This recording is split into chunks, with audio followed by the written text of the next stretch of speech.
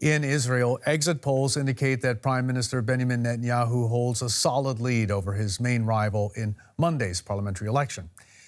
But it also appears that his Likud party and its allies are likely to fall short of a parliamentary majority. Official results are expected later today. This is the night of a giant victory. Netanyahu is victorious. Until exit polls were announced, it wasn't clear whether his alliance of parties would get the most votes. His opponent, Benny Gantz, leader of the centrist alliance, did not concede defeat, but he didn't sound that upbeat.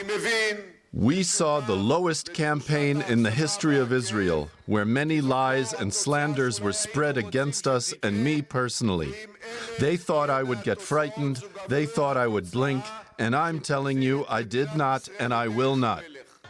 Netanyahu's supporters were pleasantly surprised. Wow, it's a historic night. Unbelievable. We couldn't expect better. We are so happy. It's likely Netanyahu will be given a chance to form a coalition for an historic fifth term, but it's unclear exactly how he'll break the deadlock. This election was called after he tried and failed to get enough support last time round. Netanyahu campaigned in the shadow of a looming corruption trial, which is due to start in 2 weeks. His victory cements his reputation as Israel's most durable of politicians. For more, let's bring in Alexander Graf Lambsdorff. He's a member of the German Bundestag from the business-friendly Free Democrats and is also chair of the German-Israeli Parliamentary Friendship Group. Good morning, and thanks so much for coming in today. It's looking like Benjamin Netanyahu could well be putting together a new right-wing Israeli government. What would a new Netanyahu government mean for German-Israeli relations? Well, German-Israeli relations traditionally transcend politics. They are so firm, they are so much anchored in history and a shared responsibility for the security of the State of Israel that I think that needs to be said first. The second sort of consideration, however, is that Netanyahu has a very robust approach to what we would like to call the peace process.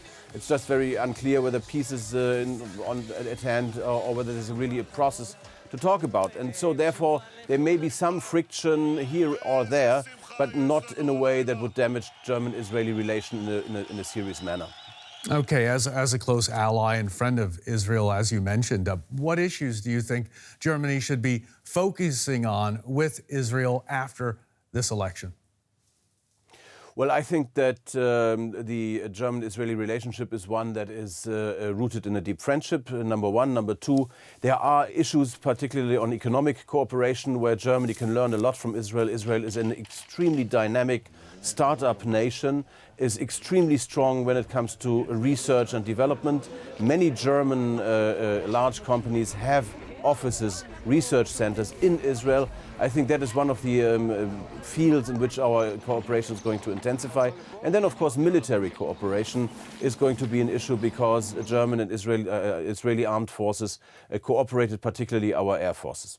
Okay, there are, of course, difficult issues as well. For example, the status of Jewish settlements in the West Bank continues to be very controversial. What approach should the German government take when it comes to this?